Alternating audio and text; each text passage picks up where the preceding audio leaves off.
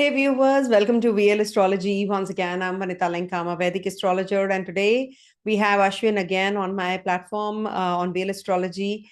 Hi, Ashwin. Hi. So we are going to be discussing Sun's ingress in Virgo sign, and first we'll talk about what exactly it is about the Sun's ingress in Virgo. Then, of course, what exactly it means when we talk about the global geopolitics, etc.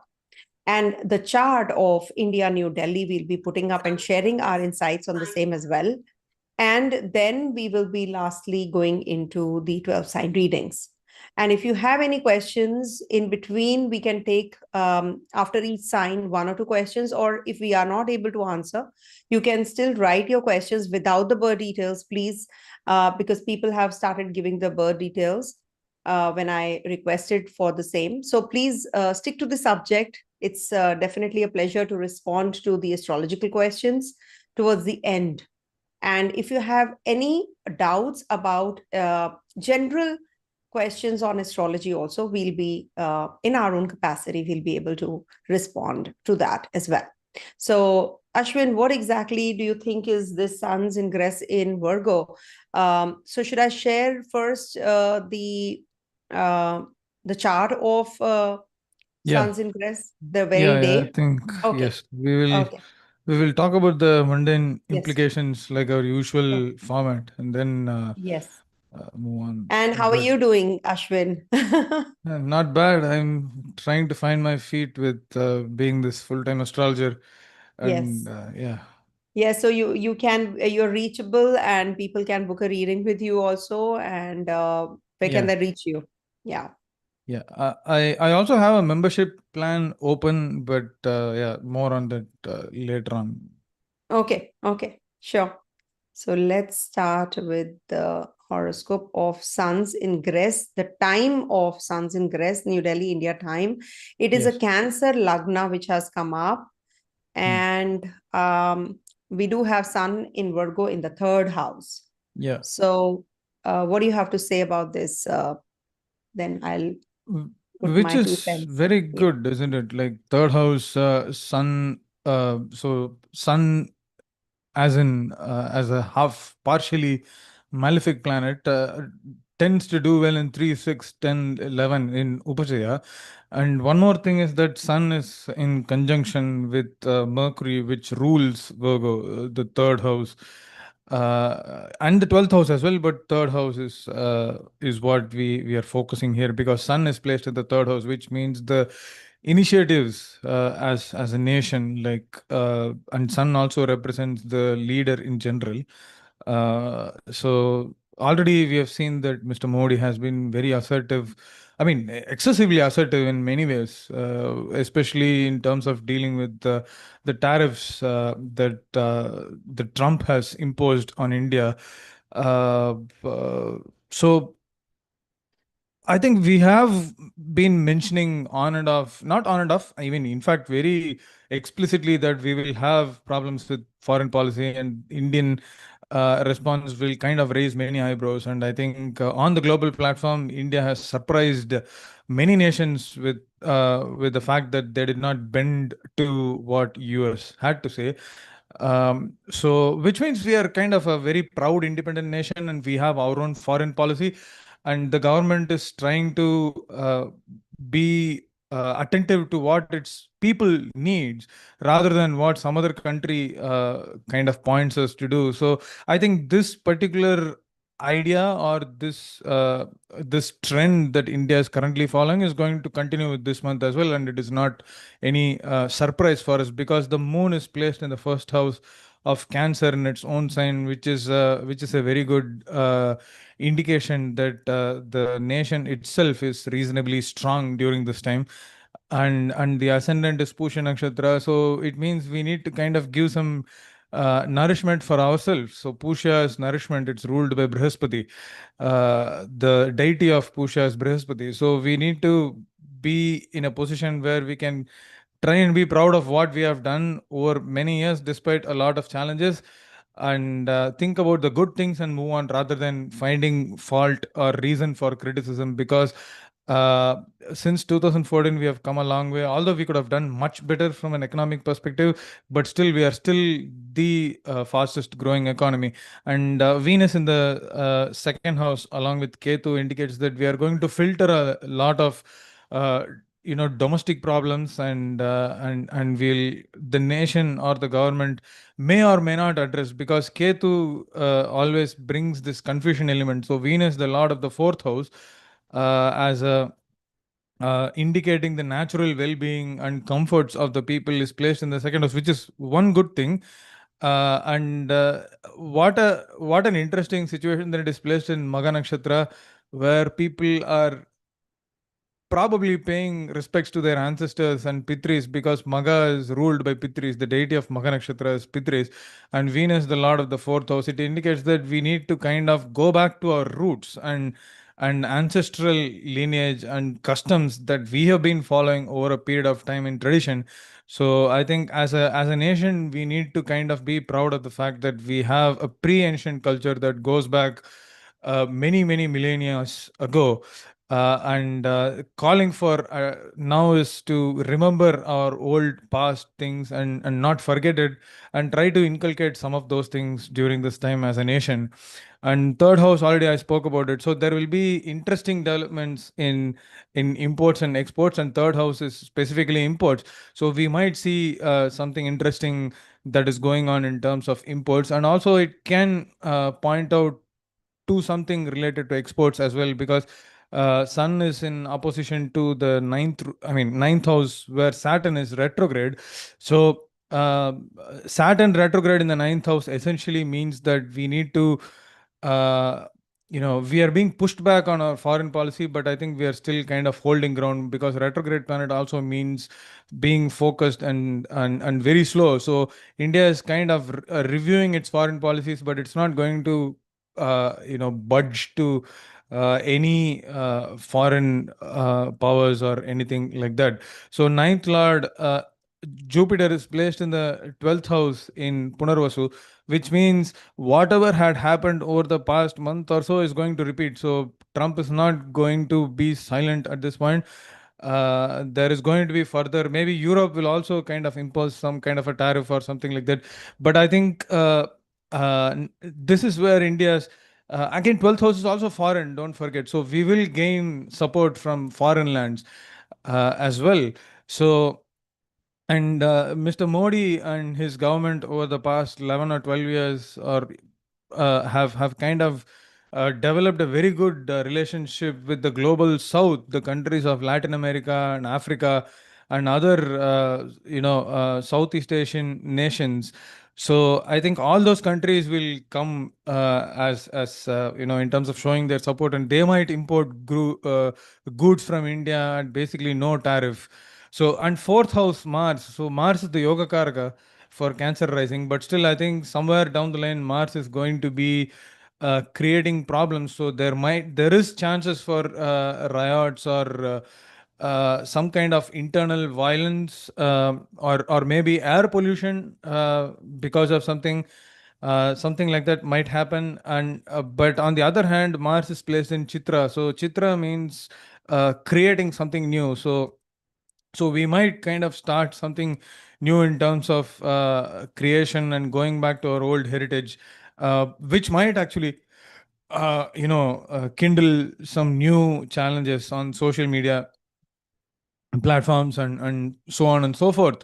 And the moon is also kind of in an angle with Mars, where there is a lot of passion and emotion that is driving us as a nation. But on the other hand, the difficult thing is we are also ruled by our emotions in many ways. So there will be chances for riots and challenges. And uh, and the 10th Lord, Mars, which indicates the significator of the king, is placed in the fourth house. So, one thing, it's very good. Like, the leader is very good and he's going to be very assertive. And obviously, chances of flying are a lot more. But on the other hand, there will be situations where the leader of the nation will be placed in uncomfortable situations, which is not new at all. But this month will also kind of pose some new challenges that the government has to deal with. And eighth house Rahu obviously will indicate a lot of unexpected challenges, hurdles, or transformations that are required. And I think India is going through a major transformation at this point as a result of the US tariff. And Saturn retrograde period will kind of be a little difficult for us. But once Saturn moves direct, the ninth house matters will also move forward, which is a given. And Jupiter will also enter Cancer in due course. Obviously, it will go retrograde very soon, but still, there is scope for a lot of improvement, and things are moving forward. Although there will be a little bit of stagnation here and there, but I think as a nation, we have come forward a lot, despite a lot of odds. Especially in the past month, with government imposing tariffs and all, and praise for India on the global platform will continue to rise because of how India is reacting and responding to all this, bullying by the Trump administration. So overall, I think it's a reasonably good period for us. But again, as you know, I mean, enemies are not outside; enemies are always inside. So, and Mars in the fourth house indicates that we will be challenged by the conflicts that are happening at a domestic level. People who kind of still try to find fault with all the good things that are happening, and that will always remain, but it might just be a little too much now. So as I always say, Saturn is retrograde. Don't be violent on social media. It's very important for you to maintain your own composure. And we never know what will happen. But I think this is a very determinant and also a defining period for India in the rest of this year. Okay, great analysis. And my take is that, okay, this is a good transit overall in a sign which is ruled by Mercury, of course, and it's the third house also, communication. So analytical communication, public expressions, media, all these will be on its peak. And of course, exalted Mercury is a good sign for our country also. When Sun and Mercury are together in the third house, definitely very positive. And Moon is in Cancer in the first house. So in Punarvasu Nakshatra, return to Dharma, ruled by Jupiter in the 12th house, deeply philosophical mood. People will be more into, because we are heading to the Navratris also, and then festivities also, the Shara is there. Of course, we cannot separate ourselves from the religious belief system that we carry on the background. And Jupiter is as it is, the Kundli also come up in the 12th house. And Saturn is right opposite this Sun also. Venus, Ketu are in Leo sign. So this is also going to be giving some financial shocks. Inflationary control will be there. Cultural upheaval can be there as well. But Mars in the fourth house, possible real estate unrest also. It shows military movements in the homeland. Rahu in Aquarius shows sudden hidden revelations, mass psychological shifts also. Saturn is retrograde all through when Sun is in the Virgo sign. So this means the religious laws revisited, international treaties will be shaken. So Jupiter in Gemini, hidden financial manipulations, hospital, NGO will be on the focus.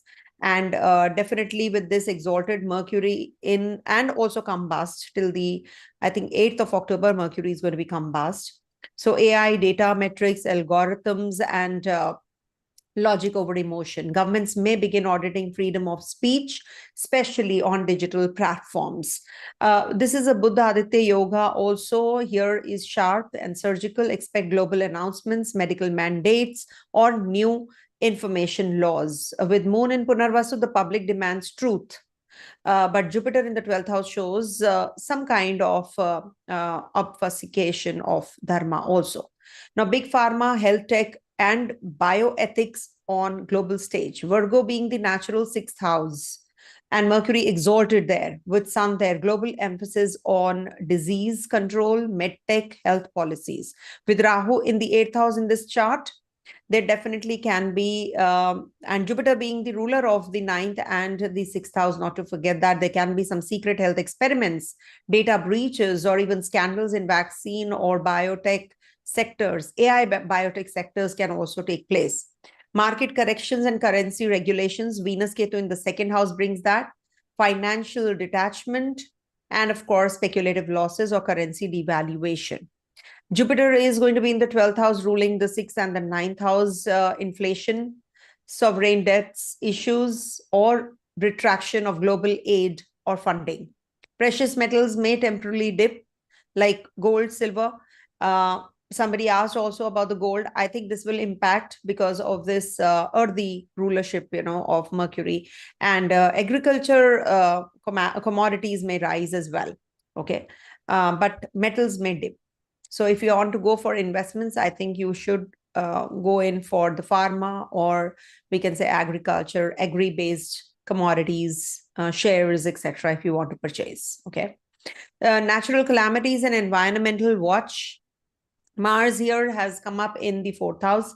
Possibility of earthquakes, structural collapses, diplomatic conflicts over land or infrastructure sabotage. Saturn is retrograde in Pisces. Oceanic, religious, spiritual structures may face damage. Oil spills, temple collapses, religious site floods. Virgo connection to crop yield, agriculture losses or pest outbreaks. Hasta, Chitra phases prone to locusts or soil diseases. I will be sharing my insights on the nakshatras in a bit as well. Then we have religious and spiritual realignment, because Saturn is in the 9th house. Moon is in Punarvasu. Aditi, return to truth. A global revival of Dharma, but through conflict and realization. Old religious leaders may pass, or hidden truths about faith institutions might come out. Now, this is a bold prediction. Interreligious laws or Ayodhya Ram Mandir temples may, feel traction again, gain traction again. In fact, leadership shifts or scandals. Sun in Virgo can expose technical flaws in governments, leading to bureaucratic overhauls. And some leaders may fall not due to public anger, but due to internal mismanagement, corruption, leaks, or data breaches. Leo occupied with Venus and Ketu, loss of charismatic leadership or female leaders facing backlashes also is possible. Now, Virgo is the third house in the is actually the third house in the natural zodiac, but it's in the third house. So, voice of Dharma. So, global assertion of will via speech, media, documentation, press, but don't get carried away in whatever is the media saying. Even on the YouTube, people are spreading a lot of wrong information. Please be watchful when Sun is in the Virgo sign. There can be whistleblowers, they may rise, actually. Some critical books, reports, or academic papers could alter geopolitics. Now, let me share with you guys about, one second. I just feel like EA Sure. and Dr. Jaishankar will kind of be in limelight for some reason. Okay, thanks for the share. Because, there are leaders I've told us, one of the old leaders might pass off also. So maybe, something can be in and around that can also happen. We are just, these are all sheer indications that we are discussing right now. Please don't, that's a disclaimer that I always give. So this is what, Virgo transit into the of solar transit. So nakshatras. So Sun will be in the Virgo sign from 17 September to 17th October. So there are 3 nakshatras. It is going to be, actually here it is something. Okay, so it's Uttara Falguni, Hasta, and Chitra. New phase of detail, service, analysis, purification. Focus shifts from ego, self, Leo to work, duty, healing, discernment. Now, Uttara Falguni, it is going to be from the 17th September till the 27th September. I'm talking about the Virgo transit because it is going to be in Leo, also in Uttara Falguni. But when we talk about since 13th of September, it transited through Uttara Falguni. Themes of generosity, social contracts, benefactors, goodwill, public agreements, early alignment of responsibilities, good for negotiating terms or forming social bonds. Hasta, 27th September till the 10th of October. Also, I wanted to add in Uttara Falguni one more thing: treaties, policy decisions, governmental friendliness. So this is good. Hasta transit, surgical strikes, health tech bills, intellectual property battles can happen, but it is also about handiwork, healing, service, detailed work, analysis, fixing, perfection. All these you can just make a note of. Chitra in Virgo and then Chitra in Libra also we'll be covering next month. So 2 badas in Chitra, in Virgo. Creative projects, design, image, reputation, what is seen, what is shown, possible revelations, and also the aesthetics become important, final corrections, disclosure. And then finally sun moves into the Virgo, from Virgo to the Libra sign on the 17th of October. Move forward, relations, balance, distance, justice, partnership, energy shifts from doing and service of relating, negotiation. So when it is in Chitra, also I wanted to add here that grand announcements, scandals, PR spins, and designs and perception wars can happen when it is going to be the Chitra transit. Now, I'm going to be giving you some remedies. So please make a note of the remedies. I think I've not written here, but I'll just share with you. First of all, offering to Savitra and Aryaman Aditya for dharmic restoration in speech and policy. Global prayers or meditations around Hasta phase, early October, to cool Mars Rahu triggers, and also financial restraints advised during Venus Ketu period, spiritual charities over luxury spendings. Okay. Now, 17th to the 22nd September, when it is the we have solar eclipse also, not to forget that. So MOUs, diplomatic dialogues, policy drafting, Uttar Falguni phase. 26th September to 5th October, technical regulations, health announcements, legal hearings, Hasta zone. 9th to the 16th, market drops, leader PR scandals, big brand image disruptions. Okay, so this is what is the key theme of this, and I think we are good to go with the 12 sign readings also now. Okay, so let me just change the horoscope. Okay.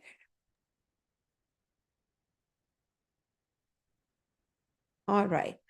So Ashwin, for 12 sign readings, I must first write down that this is based on ascendant, moon, and because there's a lot of information that, maybe in the description box, I'll share that as well. Ascendant, moon, and dasha sign. Okay. So do see from your dasha, the current dasha. The dasha will be the deciding factor as to what exactly you're running through. So if you just put up your kundli in your, in the Drik Panchang, so you will get to know what exactly is your horoscope like and what dasha you're in. So make that dasha your first house, irrespective of your lagna, your moon. Make that your first house and see where the planets are in your birth chart, and then superimpose the transit where the sun is transiting. Suppose your moon is in Capricorn, your lagna is Libra, but maybe right now with your dasha maybe of Venus is in Gemini. So make Gemini your first house and see. Okay. Now, quickly, let me read what people have put up. Yeah, so you can ask questions. Okay, Cancer ascendant has asked, Aquarius rising has asked. So we'll answer after the reading. And let's see what happens. We'll wait for the question. So first, Aries reading. Yeah. Ashwin. So for Aries, I think it's a very important period because the sun is moving into your sixth house, which kind of directly throws light into the health and wellness areas of your life. So which means that you need to kind of take care of your health and also pay attention to any symptoms that has been kind of showing up and just get it treated, because sun in the sixth house is an opportunity for a potential treatment that could help you recover from whatever you're going through. So and it's a hidden area as well. Sixth house is an aversion. It is hidden from the rising sign 6, 8, and 12. So whenever sun passes through one of these signs, it throws light onto those areas, and that particular aspect of the life kind of comes into the limelight. So if we have been negligent, or if we have not been able to see something that is going on in that area of life, it suddenly comes out, and health is one of those areas at this point. So, and also daily routine, sixth house is kind of daily routines as well. It is the Artha house. 2, 6, and 10 are Artha. So sixth house is what we do for living. So, and that directly indicates our daily routines and daily life, and also the work that we do on a daily basis, and the service that we do to other people. So we need to focus on those aspects as well.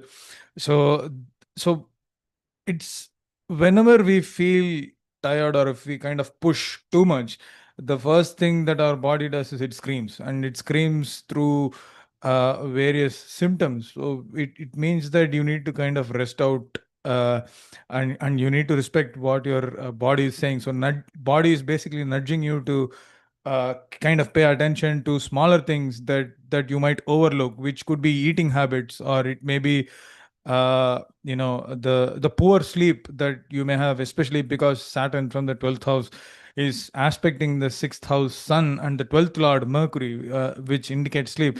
There could be some regularization of sleep. So if you have been kind of watching your phone, Instagram, or Netflix through the night and not sleeping properly, I think now is the time to kind of throw that away and put some focus on yourself and sleep better, which is one of those important things. And also refining our daily life, right? So we all have routines and calendars. So now is the time to kind of course correct, or something like that, as far as our calendar is concerned.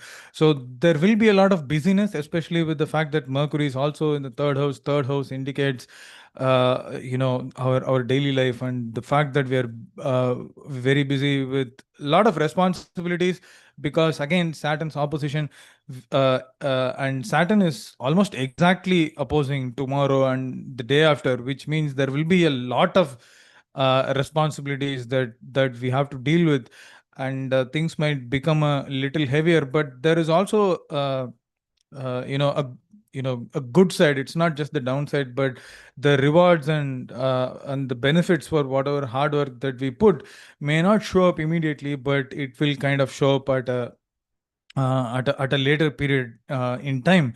So do not be demotivated by the fact that you are not getting accolades or recognition immediately.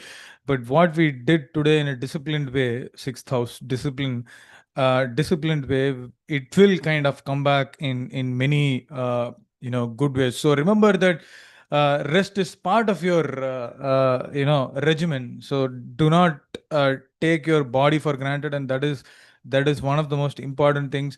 So be it profession or your domestic responsibilities, I think there will be people who will support you, because the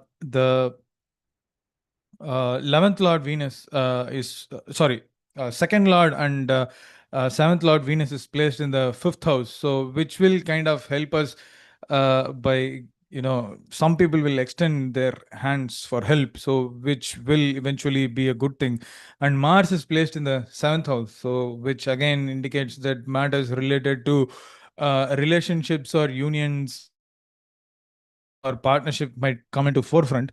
But Mars is also the lord of the rising sign, which means that there is going to be less difficulties. But Mars will also, Mars also rules the eighth house, which means there are things that we don't like that might happen as far as relationships or unions or collaborations are concerned. So it's very necessary for us to kind of be diplomatic, especially with Mars in Libra.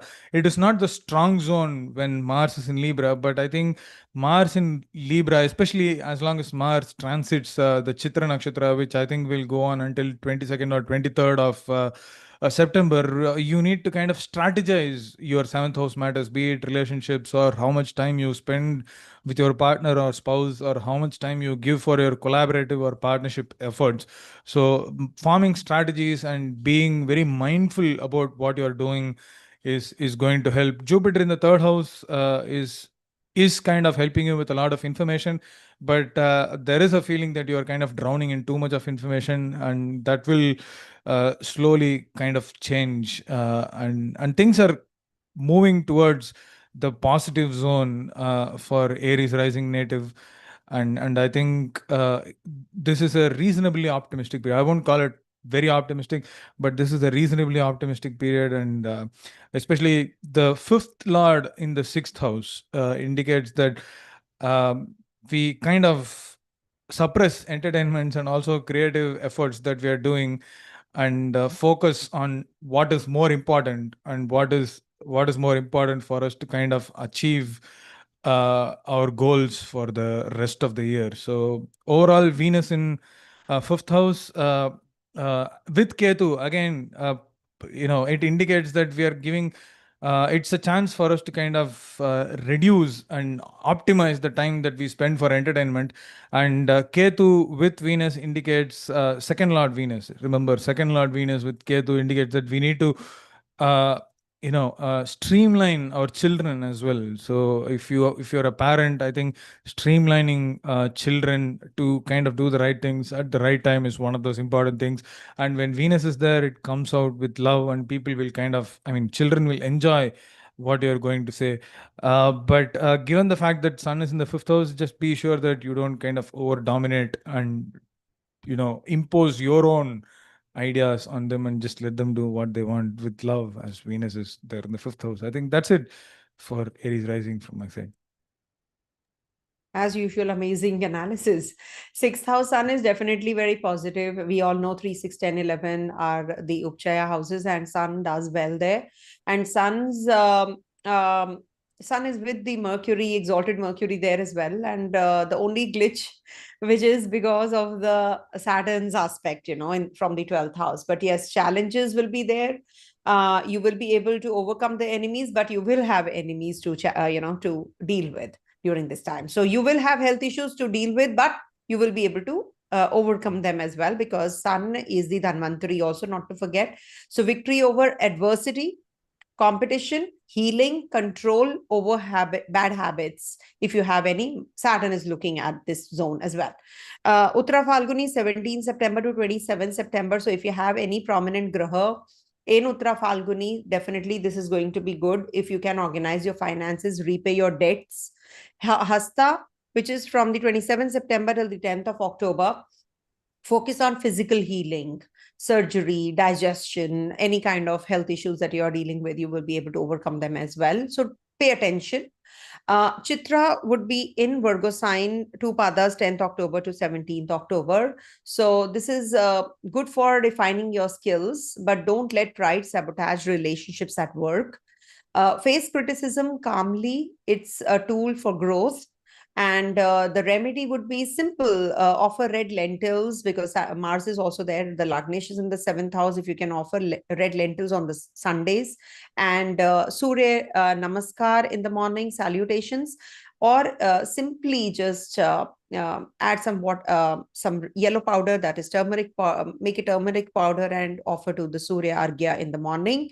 And Om Grini Suryaya Namah chants you can do. This is faith-based. It's up to you. If you can do it, it's fine. Otherwise, if you are non-Hindu, you can simply just do the yoga asana in the morning when it is about to rise. The sun is about to rise. Okay, simple. Coming to the next one, that is Taurus. Please. So, Ashwin. Taurus. Hmm. 1 minute. I think Taurus fourth house. So remember, like Taurus is one sign where both Sun and Saturn rule good houses, right? So it's a it's a privilege where both these signs kind of rule good houses, Kendras, and Saturn is the Yoga Karaka. So it's like sometimes Taurus people can get very serious and focus on the mundane things in life, but and always be very serious with whatever they are doing. But it's like playing cricket with cousins or something, and always keeping a track on score. No, just enjoy the game and don't bother what the score is. So I think that is what we need to focus on as Taurian natives. Fifth house, creativity, entertainment, and enjoyment Mercury is exalted in the fifth house, promoting all creative deeds, and also somewhere we are being blessed from our past lives. Purva Punya is the fifth house. So all this is very active at this point, and Sun in the fifth house gives a lot of focus on fifth house matters as well, along with Mercury. So intelligence, creativity, and other scholarly pursuits, if you have been kind of trying to do, I think that is something that you need to do at this point. Romance can also be associated with the fifth house because it's the 11th from the seventh house. So this might be a potential time where you might meet someone. So it's a very playful and a time where creative self-expression really works very well. So it's that particular period of time where you reconnect with your passions. So Mercury's entry and Sun's entry into your fifth house indicates that we need to reconnect with our passions, whatever it may be. So it might be painting, because Virgo indicates painting. It might be handicraft. Hasta Nakshatra indicates handwork. So when Sun transits into Hasta Nakshatra, or when Mercury transits into Hasta, we will be able to have this ability to kind of give shape to something when there is none, because Hasta's symbol is hand, which means we can do handwork more. And it doesn't mean you do only handicraft. So any creative or intelligence related project that you have been doing, I think all this will kind of gain a lot more speed, and you will achieve a lot more progress during this period. And children will play a very important role during this period in our lives, and they will demand attention, and also they will bring happiness to us. And if you're not a parent, I think younger people will bring a lot of help, and also, uh, you know, uh, this is one of those periods where we can open space for deep connections as far as creative self-expression is concerned. And fifth house is also speculation. 2, 5, 8, 11. Fifth house is the house of speculation, and therefore the themes of risk might come forward. So you may feel drawn towards investments that promise excitement, but caution is very important, because the Sun and Mercury are opposed by Saturn, which is retrograde in the 11th house, and 11th house is gained. Saturn has no dignity in Pisces, and it's also retrogrades, which is not necessarily a good sign. So what you think may happen may not necessarily happen as far as the financial matters are concerned, because second lord, which indicates income and finance, is also placed with Ketu. So this is the time to be a little careful. I'm not saying you don't need to do anything, but just choose safer avenues to kind of help yourself as far as financial matters are concerned. So happiness is one of the themes of this period. Like Mercury and the Sun in the fifth house remind us to be happy, and it is very necessary for us to keep the balance in our life going amidst the chaos that is going on. So it's the key information is basically creativity, intelligence, and also spend some quality time with family, with Venus in the fourth house, and refresh yourself. So it's good to kind of take some break. Mars in the sixth house, I know we are kind of pushing ourselves to kind of achieve our goals, and there is a lot of stress in many ways. But I think it is also good to kind of you know sit and formulate a strategy for what is happening. Again, sixth house is an important house as far as strategizing our daily life is concerned. So you might kind of benefit from formulating intentional strategies to kind of take care of your daily life. If you have been procrastinating something, I think Mars in the sixth house is going to really help by prioritizing whatever is necessary, and we can kind of move forward with that. Remember, Mars in the sixth house, again, Upajaya, natural malefic planet. It is going to be really helpful. Uh, Mars in the sixth house in Libra is detriment because it is opposite to the sign that it rules. But on the other hand, it also presents an opportunity where we can find ourselves trying to kind of push ourselves to be comfortable in an uncomfortable zone, so which will eventually be a new learning. So strategizing and formulating our daily life is the call for the day. But on the other hand, we need to kind of intentionally enjoy and be happy as Taurus natives. Jupiter in the second house, focus on, put continued focus on how to kind of, um, you know, resurrect or reformulate your financial matters or income, or how much you spend and how much you save. So all those need little attention. So pay some attention to that particular part of your life as well. So second house Jupiter in Punarvasu Nakshatra, indicating repeating patterns. So if you've been kind of focusing on spending money on something that is recurring, I think that is something that you need to kind of put a cap on, and see where you can park that money on, some other avenue that could potentially be rewarding for you. So overall, I think this is a very good period. Venus in the fourth house, focusing on self comforts, and focus on your domestic well-being, and maybe just take a 2-day trip for a resort or a, whatever it is, and enjoy uh the spirit. This is a good period for Taurus natives. You should follow this now. Yeah. Yeah, Take a no, break. advice is for others, not for myself. Yeah. Okay, no, definitely very well said that, Venus in the fourth house, we need to take a break at times. And this is also the phase when Sun is in its own zone, actually, in the natural zodiac. So this is about children, romance, education, and this is creativity also. So themes would be creative visibility and connecting with children, or if you want to, if you're on the family way already, so this is the time when you will. And Jupiter is also in the 10 places away from itself, from this zone.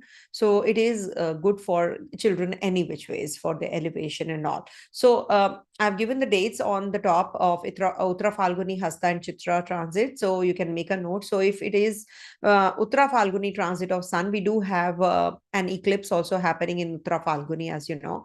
So express affection to children or students. This is the nakshatra of expressing also. So it's good if you can, not keep things to yourself, rather than, that express, be more expressive. Hasta is launch a creative venture or redesign something. Chitra, romance may bring public visibility or scandal, act wisely, as it is Mars is in the Libra sign of public. So we have to wait for this Mars's ingress in its own zone. So meditate near sunlight. That's the best thing. Aditya Hridayam, you can, or Aditya Hriday Sotram, you can, in the morning, you can recite, or simply just, meditate near sunlight. That's the best thing to do. And I don't have to add more, because, Ashwin has elaborately explained Sun and Saturn opposition also being the Yogacara Graha opposite Sun is definitely very positive for your personal wealth enhancement, savings also. Jupiter is also in Punarvasu, so definitely very positive for the investments and financial gains. So coming to the next one, that is Gemini. Yeah. Someone was asking if we'll take questions, but I just typed a message saying that we'll take questions at the end. But if you want to kind of take any particular I think we question, can we take can. questions after the Yeah. sign. Mm. And if there are multiple questions, then we'll take it towards the end. I don't think so. There are many people who are watching this time. So we will Mm. take the questions one by one related to the sign. So suppose somebody is asked for Cancer. The first question is about Yeah. Cancer ascendant, then Aquarius.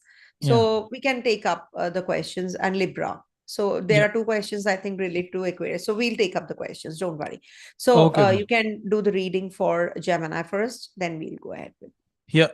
Okay. So for Gemini rising, I think the sun is lighting up your fourth house, which is domestic circumstances, and the emotional platforms, or whatever it is that you're going through in your life.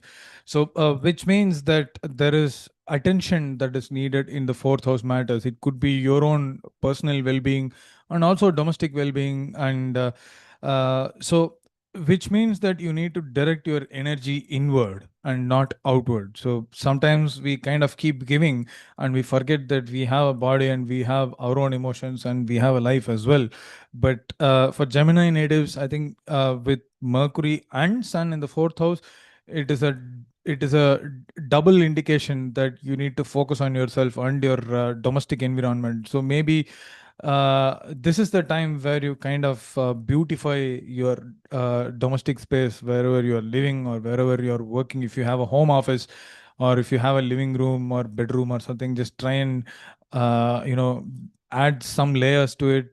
So I'm not asking you to kind of paint the entire walls like we do before the wedding, uh, which will make the house shine. But I'm just saying, like, doing small things, maybe buying a plant, be it natural or artificial, or maybe hang something like this in on the walls, or just move around your tables here and there. So it kind of acts as a renovation, and that particular renovation will bring a refreshment and rejuvenation.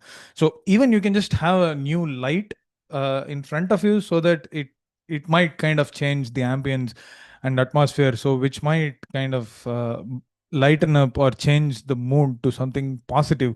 And fourth house also brings mother into the forefront. So if you are living somewhere away and if you want to kind of reconnect with your family and your mother, I think now is the good time, with Mercury and Sun both being placed in Virgo, which is both planets do well in Virgo. So it means the relationship with mother or maternal relations is going to be good, and reconnecting with them, or the elders in the family is always going to be good for you during this period. So it's going to be refreshing, and it helps us kind of understand the foundations of our life. Fourth house is the foundation, like it's the structure upon which we are built, and it's the bond with the emotional bond that we have with our own people, kind of defines us in many ways.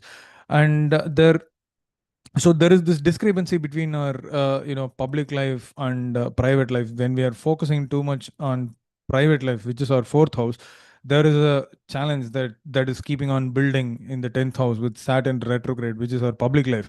So there will be a conflict, and maybe you ask for a 2 or 3 day leave to your boss, and he might refuse, and there will be some kind of disconnect. But try to kind of find a better time to kind of ask for a leave or something. I'm just getting too practical here, so that things will be better for you. So try to make sure that you don't destroy or bring some friction to the relationship at professional level as well. So there is a little bit of tension where when as Indians, the work culture is a little poor here. So when we spend time for our family, and if we have to move early or we have to take a leave, people make us feel so guilty that we think 2 or 3 times before doing something like the next time. But now is the time where we need to understand that we need to focus on ourselves and our own family. So there is no conflict to be solved. It's just a balance that you need to maintain, and be sure about what you're doing, but be sure with love and not this the dominance that Sun shows. So basically, strengthen your foundations, which will make things easier later on, and there will be a lot of emotional clarity and also physical comfort during this period, especially with Mercury in the fourth house. And fourth house being Virgo, gardening could be a very good idea. And as a matter of fact, this is good for Aries rising natives as well. So, and especially for Gemini natives, like, gardening is very good. So even if you have one plant inside your house, it is going to be of very, very positive value for you. So please consider doing that. And it's not just about physical space, right? It is also about the inner space, like creating harmony inside, and trying to kind of extend the same harmony outside as well. So as long as we are good inside, we will always kind of uh, emanate the positive vibes outside as well. So this is the period where you ground yourself. With Jupiter in the first house, the confidence is always there, but it is just that you are all over the place. And with Mercury and Sun, I think now is the time for your grounding. So focus on that. Mars in the fifth house, again, creating strategies related to fifth house matters, right? There is a lot of desire. Mars is desire, and Mars is the planet of energy, the planet of action. So there will be a lot of action as far as the fifth house matters are concerned. Children could be one of those focus points, and also entertainment, theater, all this will come forward. So sun in the 10th house, there is pressure, and the pressure will be kind of there, for as long as Saturn is retrograde. You will kind of keep feeling that it's kind of burdening too much. So I think you need to wait until Saturn turns direct. But I think Sun and Mercury is a good reminder that work is always there, but we need to focus on family as well. So now is the time for you to kind of tilt that balance, as in such a way that it weighs a little more towards the family than your work, because work is always there. So focus on your family, focus on your inner self, and strengthen your emotional foundations, and things will move forward very positively. Possibly plant a tree, a plant. Hopefully it turns into a tree, but if it is inside your house, just a normal pot is enough. I like that remedy actually. I'll definitely follow if you tell me my sign all reading when you do and tell me to do so. But Yeah. yeah, it is a very good idea for everyone. I think everybody should plant a sapling or any kind of plant or tree. They should plant at least, and then let's not expect it to grow that big or something. But yeah, that's a good remedy. So for me, just 2 cents that it is in the fourth house, home, roots, inner peace, real estate related issues, they will definitely be in picture.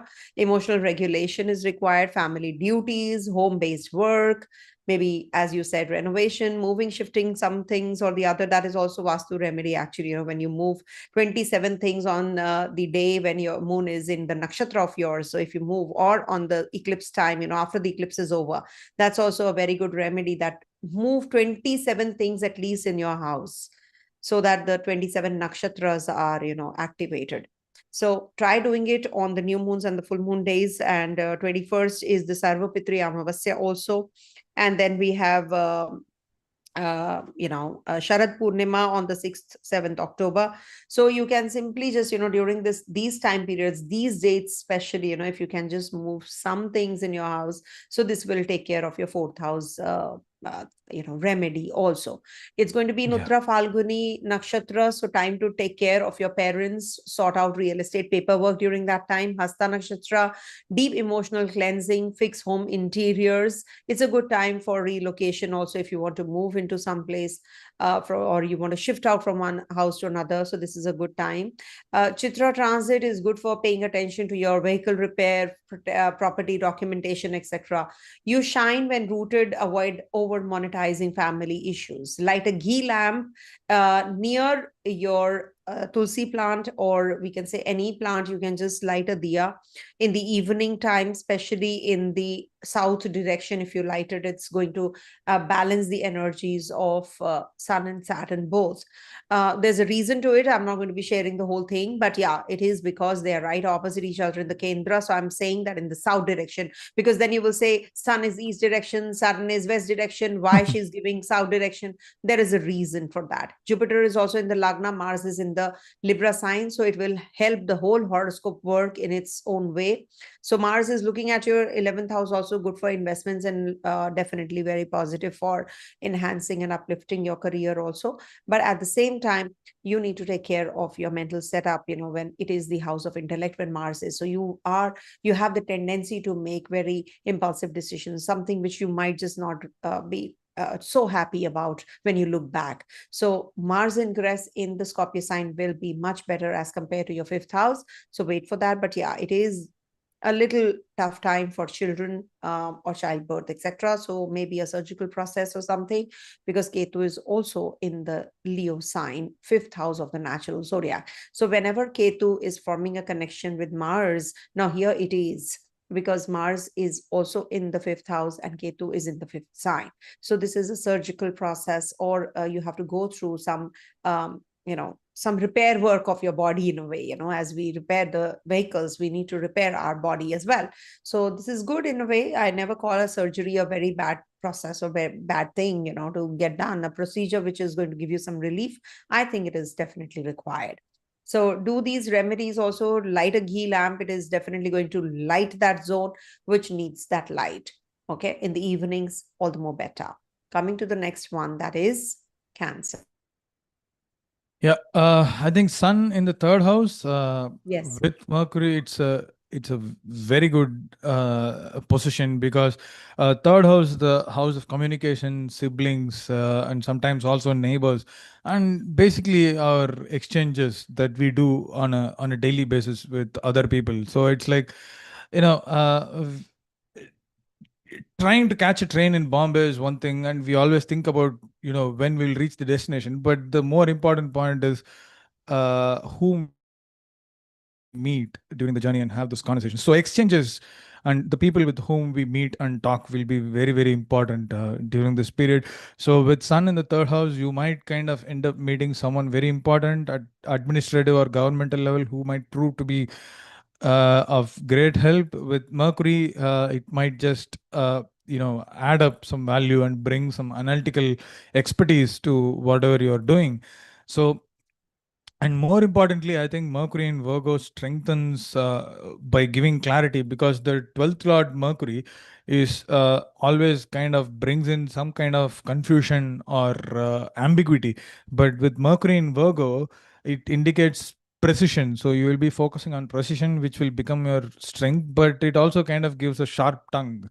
I mean, we won't necessarily hurt people, but we might kind of come across as a little sticky because we are very pinpointed with our communication during this period. So it's a very good time for journaling. Like, we all have challenges in our daily life and we don't know how to release it. And Mercury and Sun in the third house, it kind of invites us to release the burden. And releasing the burden is all about kind of sitting and writing down our daily life.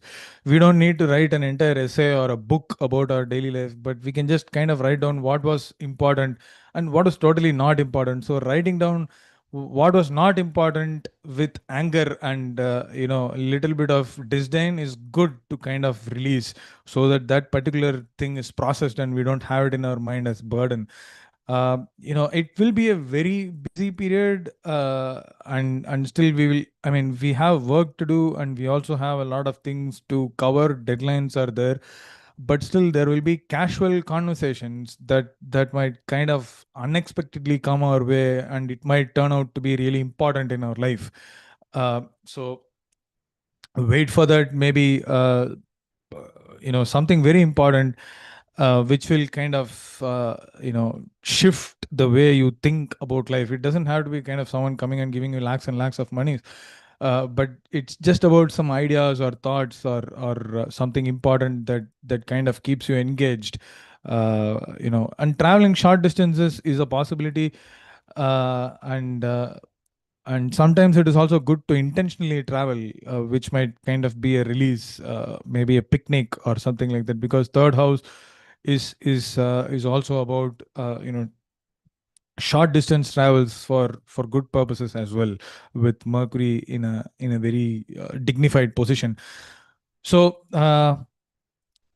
yeah, Venus is in Leo, which is in the second house. So along with Ketu, so questions about money and security, and also sometimes how much we are worth. Like ego kind of takes over with Venus in the second house with Ketu. So we tend to think that we are a little wise than most people, and suddenly. But we have this realization as well, which puts us in this point of confusion. So oscillating between whether I'm worth or whether I'm not worth is a thought that might kind of keep coming, but you're obviously worth. There is no doubt about it. So you can just keep moving on, and enjoying comforts and suddenly pulling back and feeling guilty for being over comfortable is something that we'll be kind of dealing with during this period. So it's okay to be comfortable. It's just the confusion that Ketu brings in. And sometimes what happens is, like, we mingle with someone, we feel comfortable, but suddenly we feel detached as well. So if something like that happens, don't overthink the process. It is Venus with Ketu, and the detachment factor, even after feeling comfortable, is very natural. So it's okay if you kind of emanate this avoidant themes around you. It's not a big problem. It is just the challenge that comes as part of Venus with Ketu. And Mars is in the fourth house of home and family. There could be some kind of rearrangement or a little bit of disruption in the domestic environment. So addressing family issues with not over assertion. Like Mars tends to bring over assertive attitude, and it kind of tries to take over with dominion. But I think that is something that we need to avoid during this period very purposefully, and make use of Mars's energy in Libra by promoting diplomacy and intentional conversation, so that we will be much more strong at domestic environment than kind of feeling ignored by people because we are a little sharp tongued in some ways.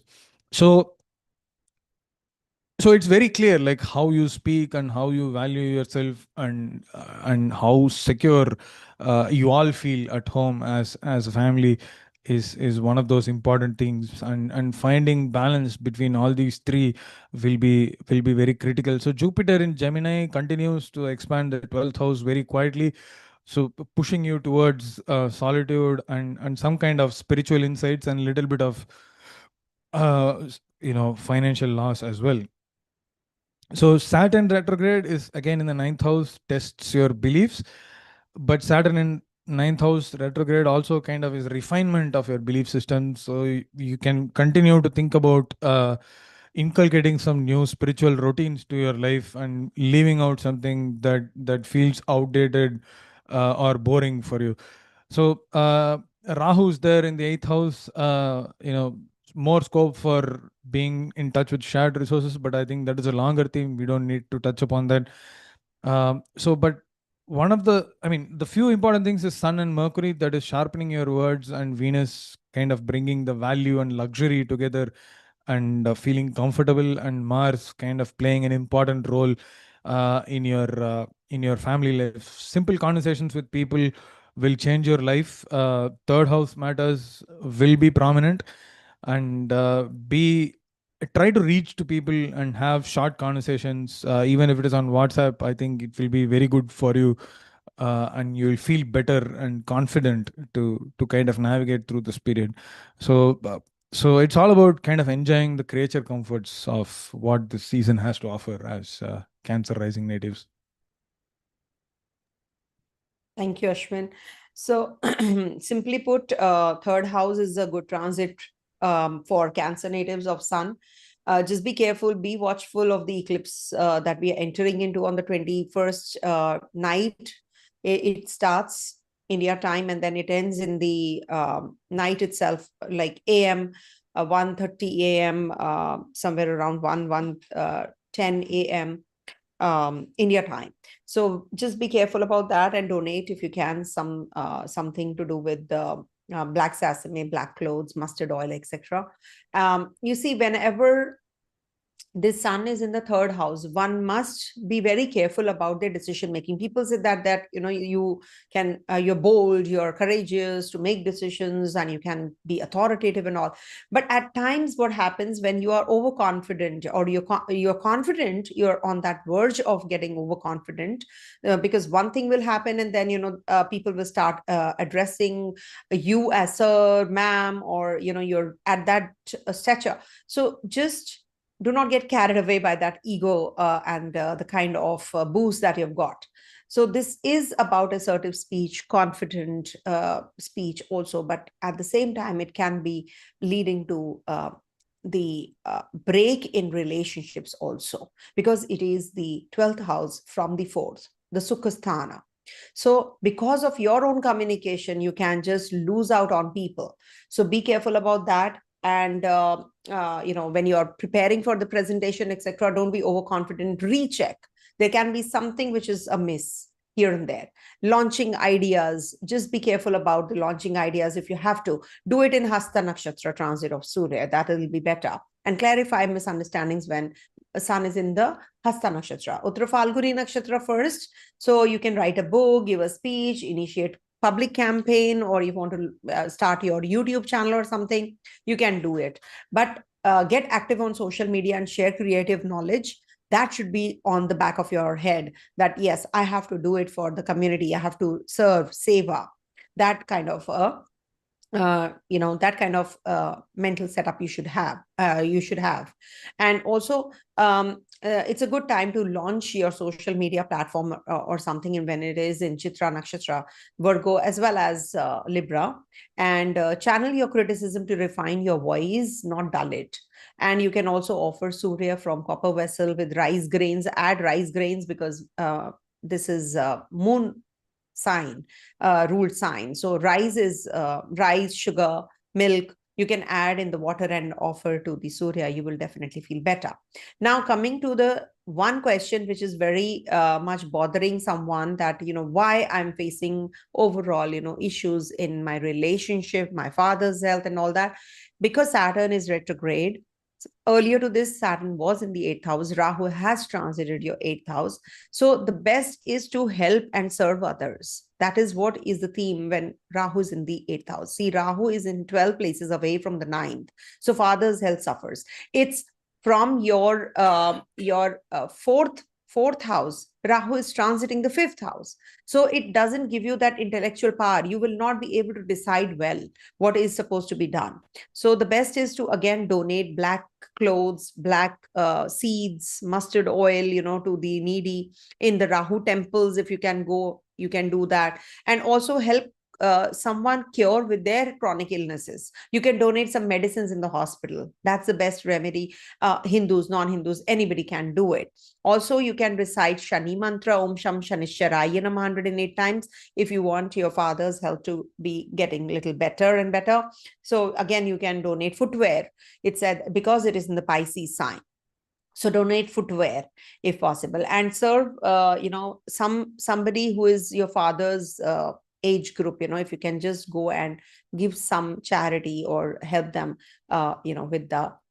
with some support, so that will also be good. And Hanuman Chalisa, definitely, because Mars is your Yoga Graha, it's transiting your 4th house. So Hanuman Chalisa is very, very essential. And Pitru Tarpan, because we are having Sarva Pitru Amavasya also on the 21st, if you can do that, the ritual being just add a little bit of sesame seeds to the water and just offer water to the south direction. It can be done by anyone, even if your parents are alive, you can do it, because we all have our forefathers, we have ancestors, so we can definitely honor them, and we can just ask for some relief. So this is something you can do, and be more careful about your communication. Don't beat around bush, just be more clear and transparent when you are giving any kind of advice to others. And do not and also Rahu's remedy I can give you to stabilize Rahu. You can also pursue meditation or do yoga practices. If you can do yoga, it'll definitely help you guys. Okay, so this is what I can say. You can add your just one point as far as the Sure. remedy that you mentioned, it's very good. So in terms of doing this offerings to ancestors, obviously you can add sesame and offer water, but try to be on an external environment where there is water nearby, and also sit on a grass, or at least soil. So if there is no grass, because Rig Veda, in one of those chapters where they talk about Pitri, says that we need to be connected with the elements. So 4 elements: fire, air, water, earth, and the ether, which is unseen. So try to be in contact with all these elements when you're giving these offerings, so that there is good success of whatever you are doing.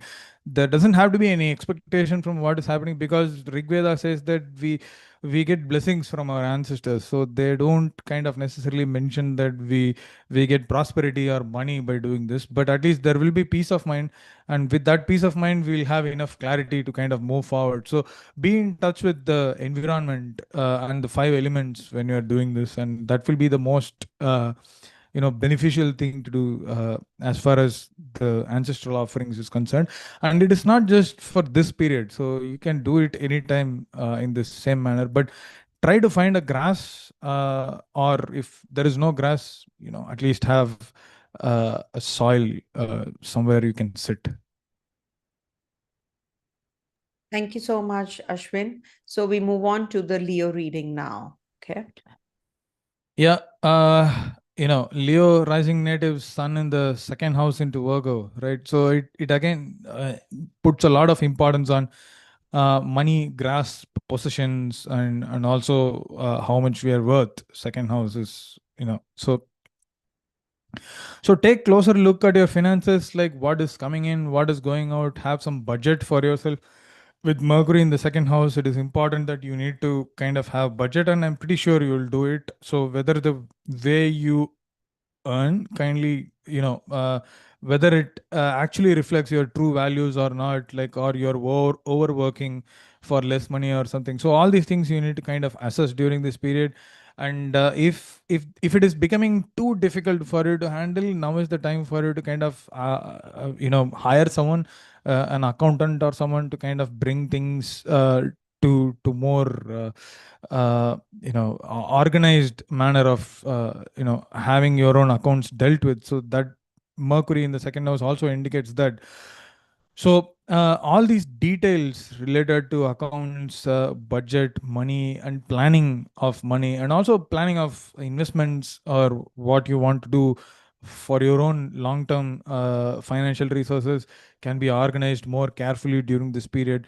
So and second house is also like it's the house of speech. So how we speak and how we open up ourselves. So we may want to communicate something about our value, but we feel a little tied up, and sometimes we either don't communicate properly or we communicate overly, and it goes in a wrong way. But now is the right time for you to communicate properly, because both Mercury and Sun offer that help where we can actually help. I mean, we can communicate and help ourselves to deliver and reflect our true value to others. So, and this is true in both public and personal relationships. So which is very good as part of measuring yourself. And it's not only in terms of money, but it is also in terms of how much skills you have and how much talents you possess or express. So, and Venus is in your second house. It is with Ketu, so this can kind of make you feel both magnetic and also uncertain in terms of your familial relationships. So you might want to kind of be alone and be detached, but on the other hand, you also want to kind of be with those people who you love. So you are dealing with the paradox, the two sides of the same coin, and you're unable to decide. So like you may draw attention and admiration to yourself, and there will be a lot of opportunities that come to you during this time. But still you might kind of feel detached from if someone praises you or if someone gives you a compliment, you won't be in a position to kind of accept all those things. But Sun and Mercury in the third house makes you kind of be practical and move towards the right direction, and appreciate what people give to you. Mars in Libra kind of brings the third house matters, bringing communication, travel, and connection with siblings or colleagues as well. So if you are kind of dealing with some issues with the siblings, and if you have not connected with your siblings for a very long time, I think now is the time for you to go and connect with all those people. So there will be a lot of busy engagements with Mars in the third house. We will be dealing with unions in the sense, not kind of working in a union or something, but dealing with people and trying to make contact. But sometimes it might not work, or some contacts will actually get cut. So that also is a possibility with Mars in Libra. So the slower moving planets, obviously Jupiter is opening the doors through friendships and communities as always. You will keep on expanding that realm, and you will meet someone whom you have met earlier, and that might be turning positively. So Saturn in Pisces, it is basically testing the shared resources. Because Saturn is placed in the eighth house, and Rahu in the seventh house keeps relationships and partnerships active, because we are focusing too much on relationships with Rahu in the seventh house, and we are forgetting ourselves. I think Venus in the first house is a reminder that we need not always think about others. We can also think about ourselves. So the focus of this month is on your resources, skills, and also the clarity with which you communicate your own value be it your professional relationships or in your personal relationships.